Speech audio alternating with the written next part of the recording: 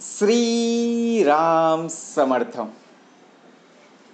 समर्थांनी एक सुंदर असा बोध आपल्यासाठी प्राप्त करून दिलेला आहे. गुलामगिरीची सवय. प्रत्यक्षात जर पाहायला गेलो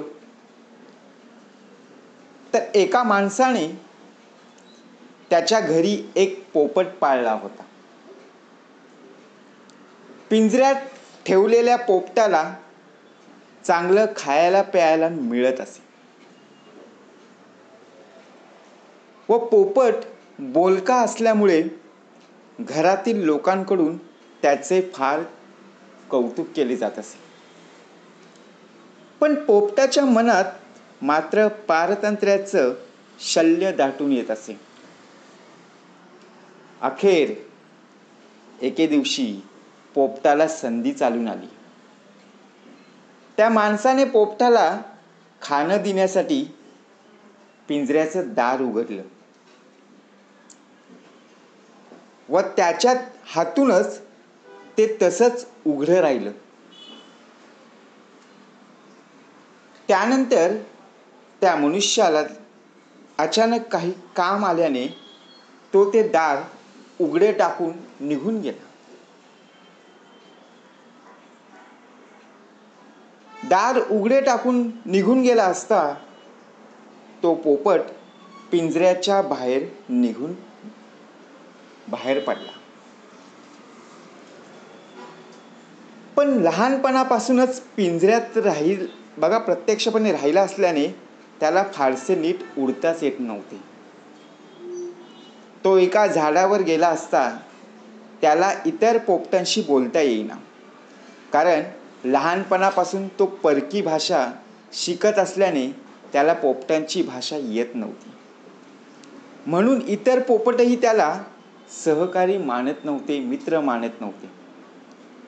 परंतु पिंजऱ्यात आयतं खायची सवय असल्यामुळे त्याला अन्न मिळवणं अवघड वाटू लागलं व ऊन वारा पाऊस यांची कधीच सवय नसल्याने तो आजारी पडला आणि त्यातच त्याचा मृत्यू झाला. म्हणजेच जास्त काळ ज्यावेळी आपण पारतंत्र्यात राहिल्याने तसेच गुलामगिरीची सवय आपल्या अंगात मुरून राहते. मग परक्याची भाषा संस्कृतीच आपली वाटू लागते ना, आणि मिळालेले स्वातंत्र्य टिकवण्यासाठीची जिद्द अंगी राहत नाही. परक्या संस्कृतीचे चांगलं काही घेताना आपल्या संस्कृतीचं विस्मरण होऊ न देणं हाच खरा शहाणपणा आहे. म्हणजे विचार जर केला, एका मनुष्याच्या घरी एक पोपट होता की नाही, त्याच्या घरी एक पोपट त्याने पाळला होता. लहानपणापासून प्रत्यक्षपणे तो पोपट त्याच्यासोबत होता. परंतु त्याचा पिंजरा जो होता त्या पिंजऱ्यात त्या पोपटाला खायला प्यायला भरपूर काही मिळत असे. पण पोपटाचं एक वैशिष्ट्य होतं, बोलका पोपट होता. त्यामुळे त्या कुटुंबामध्ये त्या मनुष्याच्या घरातील लोकांकडून त्याचं फार कौतुक सुद्धा केलं जात असे. पण शेवटी पोपटाला वाईट वाटायचं. सगळेजण पक्षी या पिंजऱ्याच्या बाहेर फिरत आहेत आणि मीच फक्त पिंजऱ्यामध्ये अडकलेलो आहोत. मला स्वातंत्र्य केव्हा प्राप्त होईल? परंतु एके दिवशी प्रत्येकाला एक संधी चालून येते, त्याचप्रमाणे एके दिवशी त्या पोपटाला सुद्धा संधी चालून आली. त्या माणसाने सुद्धा पोपटाला खायला प्यायला देण्यासाठी त्या पिंजऱ्याचं दार उघडलं, दरवाजा उघडला त्या पिंजऱ्याचा, कारण पोपटाला भूक लागली होती. परंतु त्या माणसाला प्रत्यक्षपणे काहीतरी काम निघालं म्हणून त्याने त्या पिंजऱ्याचा दरवाजा उघडाच ठेवला आणि तो तसाच निघून गेला.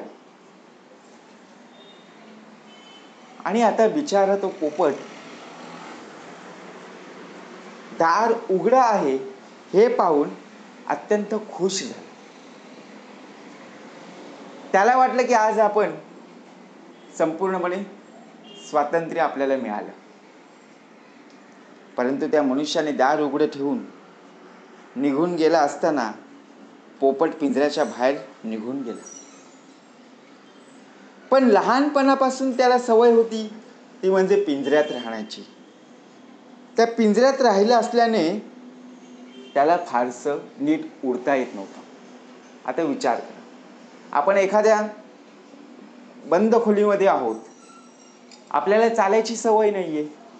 आपल्याला बघा त्या पायऱ्यांवरून चढ उतार करण्याची सवय नाही आहे. एकदाच जर आपण दरवाजा उघडा ठेवला आणि बाहेर निघालो तर आपल्याला जड जाईल की नाही.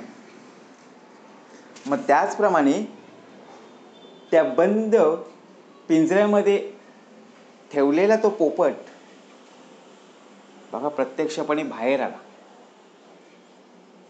परंतु त्याला नीट उडता येत नव्हतं. परंतु तो एका झाडावर गेला असताना त्याला अनेक पोपट त्याचे मित्र भेटायला मिळाले. परंतु लहानपणापासून ती परकी भाषा शिकत असल्याने त्याला पोपटांची भाषा सुद्धा येत नव्हती. म्हणून इतर पोपटही त्याला त्याचे मित्र मानत नसायचे. कारण का?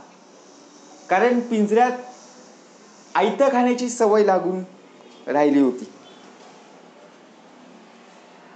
शेवटी त्या पोपटाला अन्न मिळवणं खूप अवघड होऊ लागलं. कारण आयतं मिळायची सवय जेव्हा होते तेव्हा कष्ट करण्याची अंगामध्ये ताकद नसते. कारण तो पोपट प्रत्यक्षपणे पिंजऱ्यामध्येच राहायचा. त्याला ऊन काय, पाऊस काय, थंडी काय हे माहीतच नव्हतं. तो त्या पिंजऱ्यामध्ये अडकूनच होता. मग ऊन, वारा, पाऊस याची कधीच सवय नसल्याने तो आजारी पडला आणि त्यातच त्याचा मृत्यू झाला. ज्याप्रमाणे आपण प्रत्यक्षपणे थंडी असो, गरमी असो किंवा पाऊस असो, बघा आपण तिन्ही ऋतूंमध्ये आपण फिरत असतो, चालत असतो. त्यामुळे आपल्याला ती सवय लागून होती. परंतु जर आपण बघा एखाद्या बर्फवृष्टीमध्ये ज्यावेळी आपण जातो त्यावेळेला आपल्याला लगेच सहन होत नाही. साधं आपण फ्रीजमधलं पाणी पिलं तरी लगेच दुसऱ्या दिवशी सर्दी होत असते. कारण का? आपल्याला ते जमत नाही. मग बंद खोली आडमध्ये बघा प्रत्यक्षपणे बंद खोलीमध्ये असलेल्या पोपट्याला उडता सुद्धा येत नव्हतं. त्या पोपट्याची भाषा दुसऱ्या मित्रांना कळत सुद्धा नव्हती आणि त्यामुळे त्याला फार कठीण होत असे. मग त्याने विचार केला की मी प्रत्यक्षपणे बाहेर येऊन माझा काहीच उपयोग झाला नाही. परंतु तो आजारी पडला आणि त्यातच त्याचा मृत्यू झाला ना शेवटी. त्याला कोणी वाचवायला आलं का? तो त्याच्या कर्मानेच गेला. जर बंद पिंजऱ्या आडमध्ये असता त्याला वाटलं आपण त्या गुलामगिरीमध्ये अडकून पडलेलो आहोत, मला स्वातंत्र्य प्राप्त होईल. परंतु त्या सवयीमध्ये आपण अडकून दुसऱ्यांच्या जीवावर आपण उड्या मारत होतो. समर्थ म्हणाले, जो दुसऱ्यांवर विसंबला त्याचा कार्यभाग बुडाला, जो स्वयेची कष्टात गेला तोच जिवाला. म्हणून दुसऱ्यांवर अवलंबून न राहता आपल्याला जेवढं काही कार्य करता येईल तेवढं नक्कीच आपल्याला करता आलं पाहिजे. कोणाच्या हाताखाली काम करण्यापेक्षा आपल्याला थोडंसं का होईना पण चांगलं जर काम जमत असेल तर नक्कीच आपल्याला ते करता आलं पाहिजे. कारण भाग कसा दिलेला आहे, जास्त काळ पारतंत्र्यात राहिल्याने गुलामगिरीची सवय आपल्या अंगात मुरून जाते आणि मग परक्याची भाषा, संस्कृतीच आपली वाटू लागते ना. म्हणून समर्थ म्हणाले आपल्यामध्ये सवयीचे परिणाम काय आहेत हे जाणून घेतले पाहिजेत. जय जय रघुवीर